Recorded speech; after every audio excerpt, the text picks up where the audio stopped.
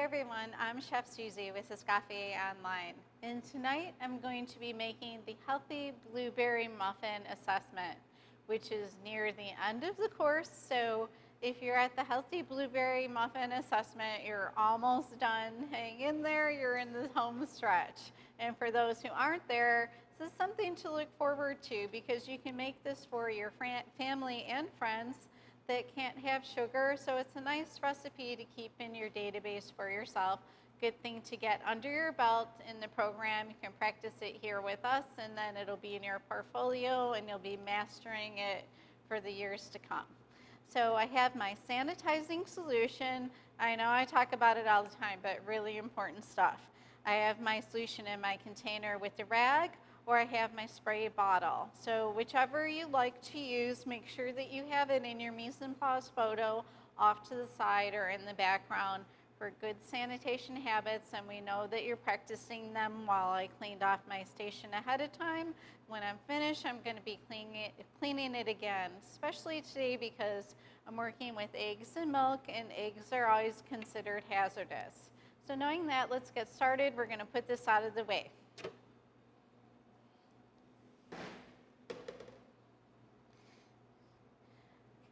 What's nice about this assessment, similar to the apple pecan muffin that you made in the beginning of the program, we're going to do it all by hand right here on the table. We don't have to use the mixer, nice old-fashioned way, because the muffins have a really delicate and small crumb to them, and we want to be careful not to overmix them. So we're just going to be mixing by hand and gently folding. So what we're going to do first is we're going to prepare our wet ingredients, then our dry ingredients, and then we'll be putting both together. So for our wet ingredients, we have our low-fat milk, and this recipe just has very little fat in it. There is one egg, but it's only one egg, which is not a lot at all. And we're also going to be adding a little bit of applesauce too, which is going to help with the moisture in the recipe. And this is an unsweetened applesauce, so we're not adding any sugar to this at all. So I'm mixing my egg together with my milk, and then we're going to be putting the applesauce in. And then we're going to set this aside and sift our dry ingredients, and then fold all together. And does anyone have any questions? So we're just going to mix this together really well. Smells good with the applesauce. The applesauce is going to help keep these muffins really moist, and it's going to add a little bit of flavor too. Okay, now that we have all of our wet ingredients mixed together, we're going to be sifting our dry ingredients. And I like to sift mine right on the parchment paper. You can sift it into a bowl however you like. So I have my pastry flour, and if you don't have any pastry flour, you can easily make it by using a combination of all-purpose flour and cake flour. It's going to be a really light flour with very little gluten in it. You can use half cake flour and half all-purpose flour. It's going to make a great pastry flour. And we have a question. How much applesauce and how much milk? The question is, how much applesauce did I use and how much milk? I used a half a cup of low-fat milk and a quarter cup of applesauce and one extra large egg. So I'm putting my dry ingredients into my sifter, my Splenda, my baking powder, and my pastry flour. Keep in mind you can make that on your own. You don't have to buy it. If you have all-purpose and cake flour in your cupboard, then you don't have to go any farther than your cupboard. You can make it yourself, 50-50. So I'm just there's some little Splenda chunks that I'm just pushing through the strainer here. Then I'm just going to put this in a good sized bowl so I can mix everything around easily. I like using the parchment paper because I can just kind of pick it up and dump it in, and it just makes it a lot easier. It seems a little neater for me. It's just something that I'm used to. So we're going to go ahead and add these wet ingredients, and then we're just going to gently fold everything together. being mindful that we're not going to be mixing this too much because we don't want to toughen this. We don't want to add any tunneling. It's just a gentle fold. And then I have some fresh blueberries that I washed earlier. Your blueberries, you're going to wash them and then lay them out on a paper towel to dry. And then you can go ahead and use them for your mixture. And be careful because the blueberries, they're kind of delicate and the skins on them can break easily and you don't want to do that. So I'm just gently folding my batter around, making sure that all of my dry ingredients are well incorporated. And I haven't really heard any questions and I'm wondering if we have any. So I did want to mention that the Splenda that we're using in this recipe is a no-calorie substitute for sugar, and we have another question. Do you ever use another berry for the recipe, and can I use frozen blueberries for the muffins? The question is, have I ever used another berry for the recipe, and can you use frozen blueberries? You can absolutely use frozen blueberries, and you can play around by adding different things. But for your assessment, get this under your belt and go ahead and make it a blueberry flavored muffin.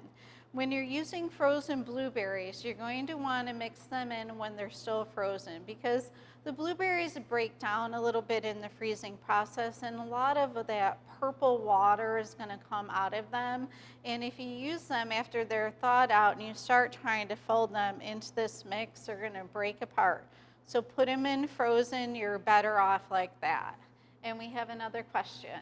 What can I use in place of Splenda? The question is, what can you use in place of Splenda? In this recipe, it calls strictly for Splenda, so I would go ahead and use it. And maybe later on, when you make it again for yourself, you might try the Stevia or the Sweet and Low, but check with manufacturers and see what their conversions are too, because everyone has a different conversion. What's really nice about the Splenda is it's a no-calorie sweetener. It's suitable for diabetics. And as far as conversions for sugar, it's cup to cup. If you have a cup of sugar, you can go ahead and use a cup of Splenda. If you have a tablespoon of sugar, you can go ahead and use a tablespoon of Splenda. This is what the manufacturer recommends. And I'm not sure about the other sweeteners, especially when it comes to Stevia, because it is a natural sweetener and it could vary from plant to plant. So be mindful of that. And with your assessment, stick with the Splenda, because that's what the recipe calls for and that's what the recipe was made for. And we have another question. Do you have a gluten-free flour blend that you like to pastry flour? The question is, do I have a gluten-free flour blend that you could use instead of pastry flour? You can use an all-purpose gluten-free flour, but you're going to have to add some Xanthian gum to that. So check with the website. You can check King Arthur website, and they give some really nice variations for that, or it's usually on the package too. But for your assessment, just stick with the recipe. Unless you can't have gluten at all, then you're going to want to use one of your gluten flours that you usually use. So knowing that, we're going to continue on with our muffin mix. So I have the batter made, and we're just going to gently fold in these fresh blueberries which have been washed.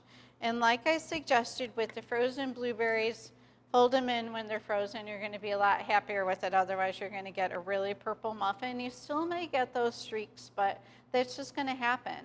And we have another question. Can you please repeat what we can use if we do not have pastry flour? The question is to repeat what you can use if you don't have pastry flour. You can use a combination of cake flour and all-purpose flour, half and half. Half cake flour, half all-purpose makes a really nice pastry flour. Pastry flour is a lighter flour, and the cake flour is going to give it the lightness that it needs. It doesn't have a lot of gluten in it because it's a delicate muffin. You need the gluten when you're making things like your focaccia bread and your brioche bread and your cinnamon rolls, where you're using your baker's flour or your high gluten flour. So it's easy to tell the difference between both when you start working with them a lot. And if you just have the cake flour and all-purpose flour in your cabinet, you'll be fine. You don't need to buy another flour. So knowing that, we're going to be folding in our blueberries. And we're just gently folding these in. We don't want to break our skins. We just want to be really careful. And like I said, if you're going to use the frozen blueberries, you may get some streaking. Don't worry about that. You really can't get away from it. You can dry some of the ice crystals off them on a paper towel before you put them in the mix, but you're going to have some streaking. You only get this cleanness with the fresh blueberries because they haven't broken down at all in the freezing process. So this is plenty mixed in, and we're going to go ahead and scoop it into our muffin pans. So I have some lined muffin pans, and you can go ahead and spray the pans if you like. I like to use the liners because you know they're always going to come out. General rule of thumb with muffins or cupcakes, always fill 3/4 of the way full. So I'm using my disher, and I'm just carefully scooping in batter 3/4 of the way. And I've preheated my oven to 400 degrees. We're going to be baking these for about 12 to 15 minutes until they spring back when they're touched. You can also insert a toothpick if it comes out clean, then you know they're done. But they're going to have a little bit of a golden brown color to them.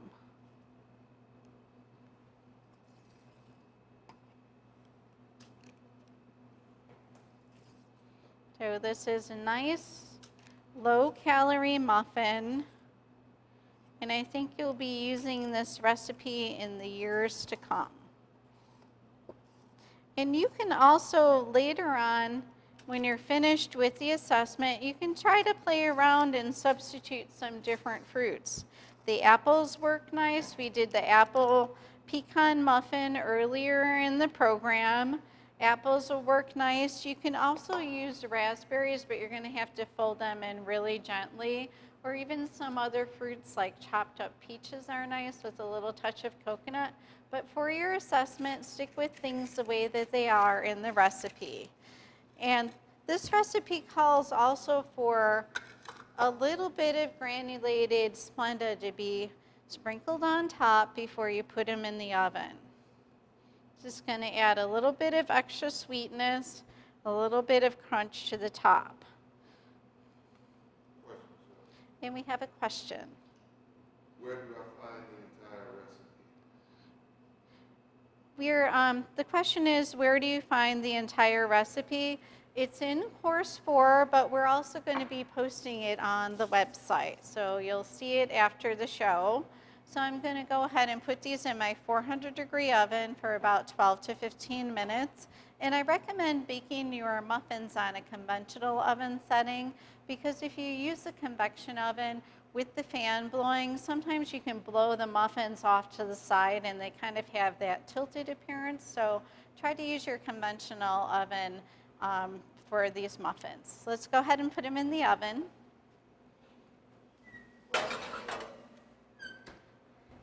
And we have a question. Would you bake them at a different temperature at an altitude of 6,800 feet? The question is, would you bake them at a different temperature at an altitude of 6,800 feet?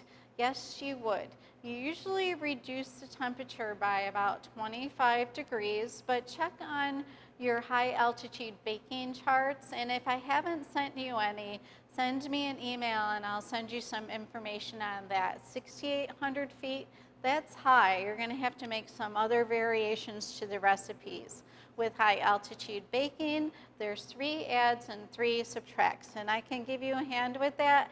I can't do high altitude baking in Chicago, but I do have a lot of information on it and I have some great charts. So contact me and I'll send you everything. What about bananas as a fruit?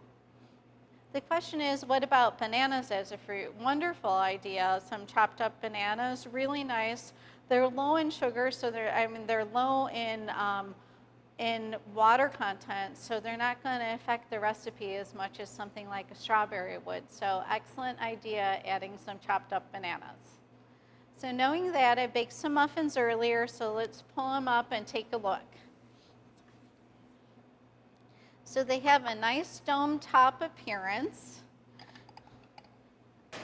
And I have my powdered sugar shaker, which I've put some Splenda in here that's a little more powdery, so we can go ahead and dust them and kind of finish them off.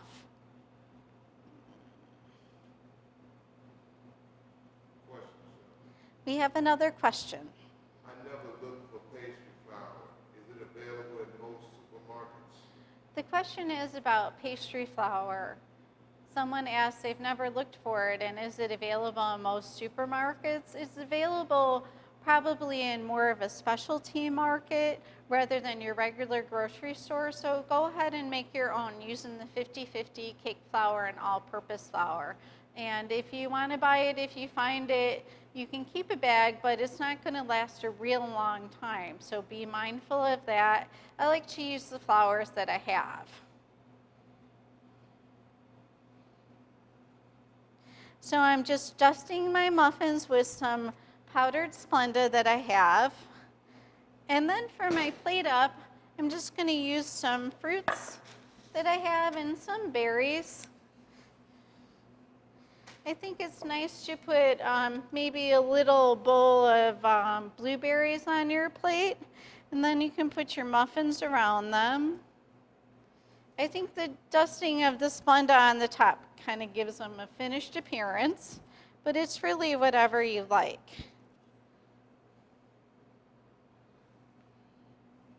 But it's nice that the Splenda does dust and it has the appearance of powdered sugar. So they look nice going around the blueberries, and I thought that some oranges and some strawberries would look nice too. But it's whatever you like. It's always nice to add some fruits to your plate because they just bring out the color and they make things look a little more lively. Raspberries would look nice too, maybe some fresh mint or even some melon wedges this time of year. Can you use only all-purpose flour, Chef? The question is, can you use only all-purpose flour? I don't recommend it for this because there's too much gluten and it's going to be too dry. And if you can't find the pastry flour, go ahead and make your own blend. You need that cake flour in there to make these a little bit more delicate and so they don't get too dry. The gluten is the plant protein and it's going to dry them out. So don't use all-purpose flour in this recipe. You won't be happy with it.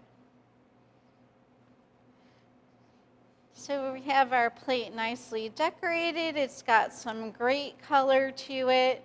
If you put this out for family or friends for brunch or even for an afternoon snack, they can snack on the fruit garnishes too. That's what's nice about it.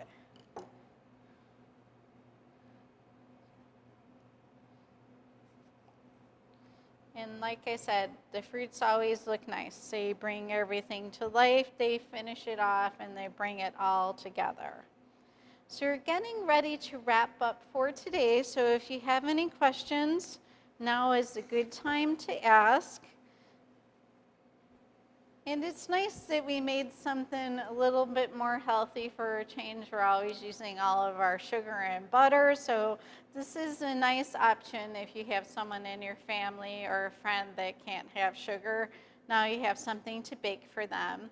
And I also wanted to mention again the trip to France, the school trip, which is going to be taking place in October. It's a guided food and wine tour, and you're going to be visiting Escaffier's museum, the home of Auguste Escoffier, which has been turned into a museum. And you'll be visiting the beautiful town of Nice and also the breathtaking city of Paris with the Eiffel Tower and the Louvre and all of those wonderful things, and great food to drink, great food to eat, and great wine to drink. And it's a nice guided tour, and you'll be with a group, so it's so much fun. So keep it in mind, and thanks for joining me today. And try this. Be sure to dazzle your friends and family that can't have any sugar in their diet, or they're on a low-cal diet. And thanks for joining me today, and we'll see you next week.